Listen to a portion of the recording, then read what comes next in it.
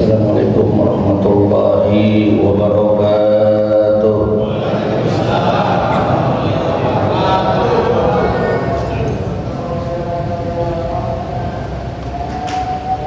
Alhamdulillah,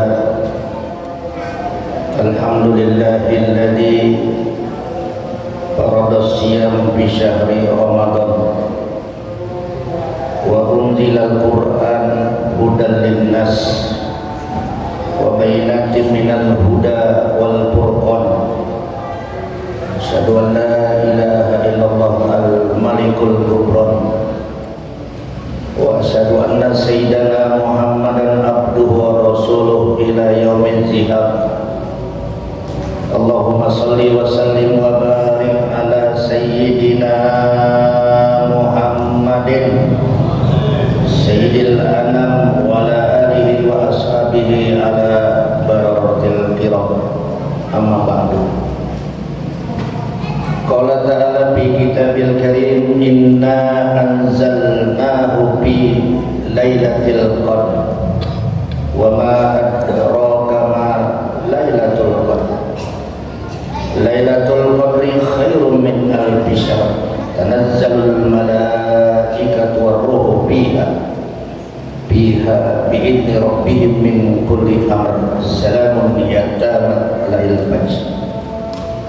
Wa qala ta'ala aidan fi ayatin ukhra, inna anzalnahu fi lailatin mubarakah inna kunna munzirin fiha yufraqu kullu amrin hakim.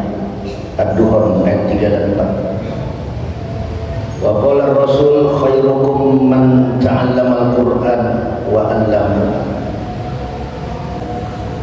DKM Masjid Al-Ihsan beserta seluruh staf dan jajarannya, wabil khusus Adinal Karim Ustaz Haji Syatiri selaku DKM Masjid Al-Ihsan, Adinal Karim Ustaz Haji Muhammad Yahya, para asatid lainnya yang mungkin saya belum hafal nama-namanya dan tidak kami sebut dan tidak mengurangi takdim kami. Wabil khusus jamaah sholat isya dan sholat tarawih Masjid Al-Ihsan yang insya Allah malam ini kita sama-sama mendapatkan kemuliaan dari Allah Subhanahu wa Ta'ala. Dengan izin Allah Subhanahu wa Ta'ala, kita malam hari ini bisa duduk bersimpuh, berkumpul di Masjid Jami Al-Ihsan Petukangan Selatan dalam rangka acara memperingati Nuzulul Quran. Acara Nuzul Quran penting kita peringatin karena banyak sekali peristiwa-peristiwa yang dapat kita ambil pelajaran dalam kehidupan kita sebagai muslim dan muslimah. Bapak-bapak, ibu-ibu sekalian yang dirahmati Allah Subhanahu wa Ta'ala, arti dari kalimat nuzulul Quran, nuzul itu berasal dari kalimat nazala yanzilu, nuzul, turun. Jadi yang namanya turun dari atas ke bawah. Demikian juga diturunkan oleh Allah dari Lauhil Mahfuz, tempat menyimpan arsip-arsip Allah. Lauhil Mahfuz tempat menyimpan arsip-arsip Allah, termasuk menyimpan perjalanan kehidupan manusia sampai ke Baitul Izzah, yaitu sampai tempat yang sangat mulia, sampai kepada bumi dan langit, diturunkan melalui malaikat Jibril alaihissalam sampai kepada Nabi kita Muhammad sallallahu alaihi wasallam, dan secara berangsur-angsur. Ketika Rasulullah melakukan ta'annus di Gua Hira, pada usia beliau, dalam usia 40 tahun Nabi didatengin malaikat Jibril menyampaikan wahyu Al-Quran surat Al-Alaq ayat 1 sampai 5, Iqra, Iqra, sampai 3 kali Jibril mengajarkan Nabi Muhammad, Iqra ya Muhammad. Nabi Muhammad menjawab, ya Jibril ma'ana biqari, aku tidak bisa membacanya wahai Jibril. Ini terbukti Al-Quran turun kepada Rasulullah. Di saat itu Rasulullah An-Nabiil Ummi, manusia yang belum pandai membaca. Guru besarnya Jibril alaihissalam, Iqra ya Muhammad, Iqra ya Muhammad, baca Muhammad. Sampai 3 kali baru Nabi Muhammad bisa mengucapkan kalimat Iqra bismi rabbikal ladzi khalaq, khalaqal insana min 'alaq ila akhir ayat, 5 ayat. Jamaah yang berbahagia, turunnya Al-Quran itu berbarengan dengan turunnya malam Lailatul Qadar, karena Allah tegaskan Al-Quran itu turun tanggal 17 Ramadan. Surat Baqarah 185, Al-Baqarah 185, bahwa Al-Quran turun itu di bulan Ramadan tanggal 17. Suhuf Ibrahim turun di awal Ramadan, Injil, Zabur semua turun di bulan Ramadan. Berarti bulan Ramadan turunnya beberapa kitab-kitab Allah ke dunia. Dari mulai Zabur, kemudian Injil, kemudian kitab Al-Quran, kitab yang terakhir itu turun pada malam 17 Ramadan. Bahkan ada ulama mengatakan Al-Quran turun tanggal 24 Ramadan. Inna anzalnahu fi lailatul qadar, sesungguhnya kami telah turunkan Al-Quran itu fi lailatul qadar, pada malam Lailatul Qadar. Dr. Quraish Shihab dalam bukunya yang berjudul Membumikan Al-Quran, beliau menafsirkan kalimat Lailatul Qadar, Al-Qadar maknanya ad-dayyiq, Lailatul Dayyiq, malam yang sempit. Demikian juga para ulama menafsirkan Lailatul Qadar malam yang sempit. Apa yang sempit? Waktunya sempit, saudara. Salamun hiya hatta matla'il fajr. Makanya ketika kita diberikan kesempatan oleh Allah di bulan Ramadan, beruntunglah kita, bersyukurlah kita, karena kita masih hidup bersama Ramadan. Amin ya rabbal. Rogima anbu rajulin idza dakhala Ramadan summa insalaha Ramadan falan yughfar lahu. Sungguh rugi, kata Nabi, ketika ada orang diberikan kesempatan bertemu dengan Ramadan, lalu dia sia-siakan bulan Ramadan, dia malas puasa, dia malas sholat tarawih, dia malas baca Quran, dan dia malas bersedekah, maka orang itu faqad khurrima khairan, rugi. Pertanyaan saya, ada nggak teman kita, saudara kita, kayaknya Ramadannya malas-malas? Ada nggak Pak? Woi, ada nggak?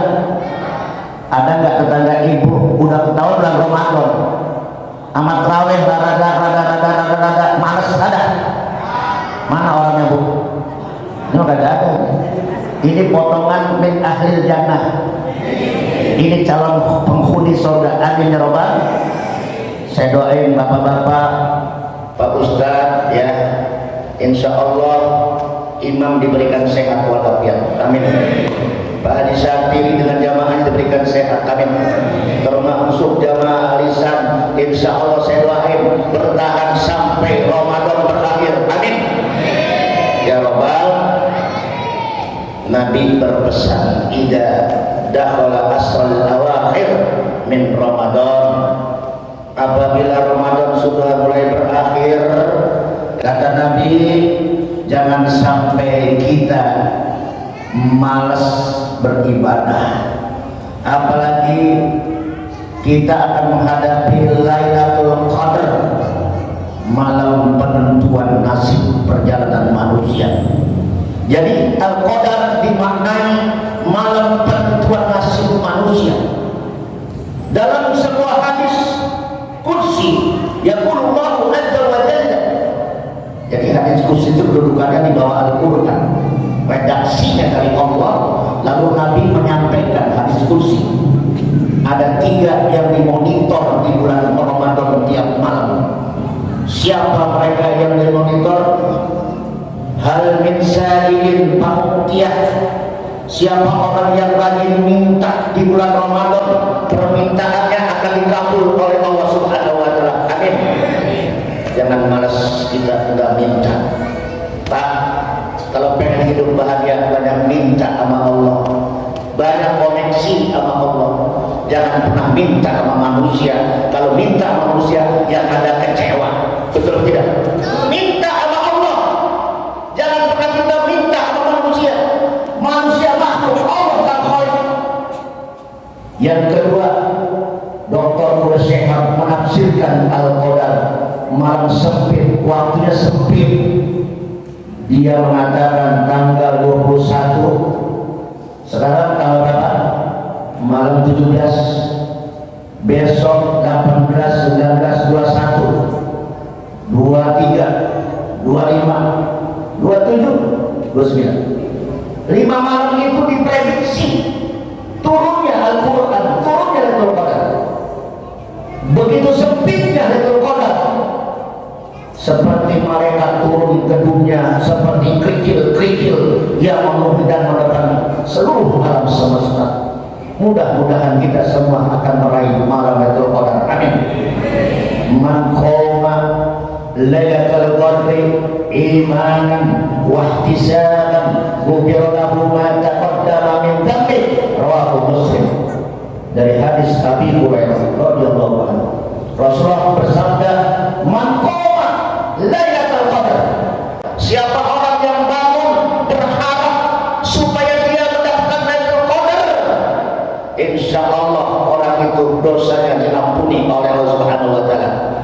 Asalkan dasarnya imanan wa ihtisaban. Dasarnya iman. Kalau iman berbicara, duduk lama di masjid anteng untuk orang. Tapi orang-orang kafir kagak pernah datang ke masjid. Orang-orang kafir kagak pernah baca Quran. Orang-orang kafir jauh dari ajaran Allah, maka hidupnya baru sengsara dunia dan akhirat. Mudah-mudahan kita termasuk orang-orang yang bahagia. Amin. Jamaah sekalian yang berbahagia, diperkuat oleh surat Ad-Dukhan ayat 3 dan 4. Inna anzalnahu fi lailatin mubarakah. Sesungguhnya Al-Quran itu turun pada malam yang penuh dengan keberkahan, yaitu malam bulan Ramadan. Bulan disebut keberkahan. Kitabnya berkah, yang menyampaikan malaikat Jibril berkah kepada Nabi Muhammad. Nabi Muhammad dapat keberkahan terus sampai ke kita umatnya. Jadi kalau kita dekat dengan Al-Quran, insya Allah hidup kita bakal berkah. Amin ya Allah. Maaf, ketika ada rumah tangga kita tidak pernah dibacakan Al-Quran, kata Nabi, maka rumah tangga itu kal baitil khali. Rumah yang tidak pernah dibaca Al-Quran seperti rumah tangga, ya itu seperti kuburan kosong, Pak. Woi, apa? Kuburan. Jadi rumah yang tidak pernah baca Quran itu rumah kuburan. Walaupun rumahnya tingkat, walaupun rumahnya cakep, tapi penghuninya sama dengan penghuni kuburan. Naudzubillah min. Kalau ada bapak hidupnya nggak pernah baca Quran, maka bapak itu sama dengan memedi. Sama dengan memedi. Kalau bapak punya istri, punya bini kagak pernah baca Quran, maka bini itu apa? Memedi, setan kuburan. Kalau bapak sikap itu bini, tidur sama bini, maka itu tidur bapak dengan bini semuanya pada memakin daripada sikap-sikapan. Alhamdulillah. Kalau ada bocah, ada anak kita nggak ajarin Quran, maka itu bocah-bocah memedik dan baitul kharif. Maka dengan turunnya Al-Quran, back to Quran, kembali kepada Al-Quran. Bagaimana caranya? Cintai Al-Quran. Dengan apa? Baca Al-Quran. Iqra'il Quran fa innahu ya'ti yaumal qiyamah syahidan li ashabi. Kata Nabi, bacalah Al-Quran. Orang yang baca Quran di dunia, nanti di negeri akhirat dia mendapat pertolongan dari Al-Quran. Amin ya rabbal. Selain kita berpuasa, jangan sampai kita jebol puasa kita. Kita berdoa semoga ibadah puasa kita tuntas sampai Ramadan berakhir. Amin ya rabbal alamin. Yang terakhir, tadi saya kasih waktu berapa menit? 30 menit ya. Yang terakhir ada oleh-olehnya. Bapak nanti buka surat Fatir surat ke-35 ayatnya ayat 32. Bu, surat apa bu? Surat Fatir surat ke-35 ayatnya berapa? 32. Coba dengarkan. Saya kalau ceramah itu bagaimana jamaah pulang ada oleh lainnya. Surat apa Pak? Fatir. Surat ke berapa? Ayat berapa bu? Waduh, hebatnya ya. Dalam surat Fatir surat ke-35 ayat 32 Allah berfirman, "Faminhum", di antara summa awrasnal kitab alladzi nastafainahu min ibadina. Surat apa? Summa awrasnal kitab alladzi nastafaina min ibadina. Al-Quran itu telah Allah wariskan kepada hamba-hamba pilihan. Mudah-mudahan kita termasuk hamba-hamba pilihan Allah. Amin. Amin ya rabbal.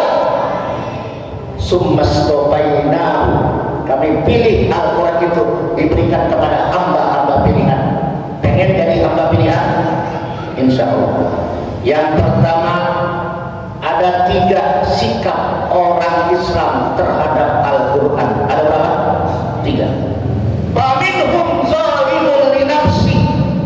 Ada golongan yang pertama, orang itu tidak pernah tersentuh, tidak pernah dekat dengan Al-Quran.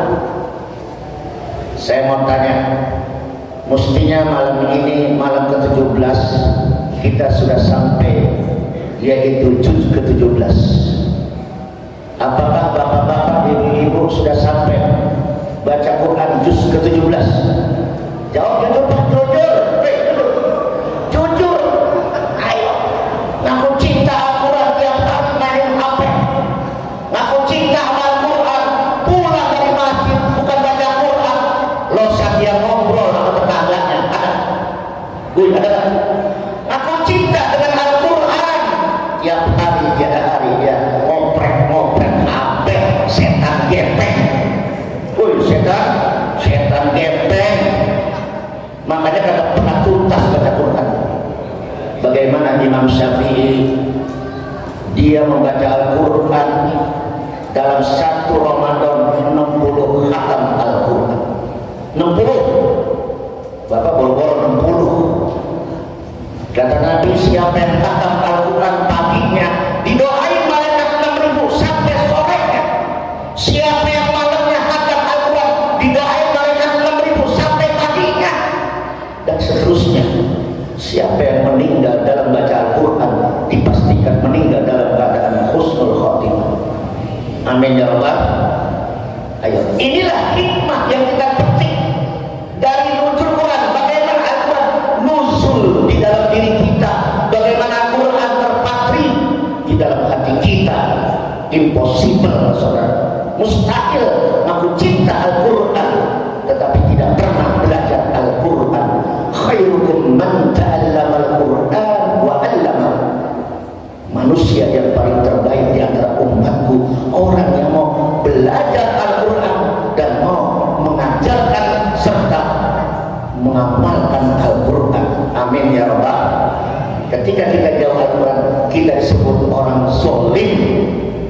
Di dalam Al-Quran dikatakan sesungguhnya orang-orang zolim adalah orang yang tidak bisa memetik Al-Quran.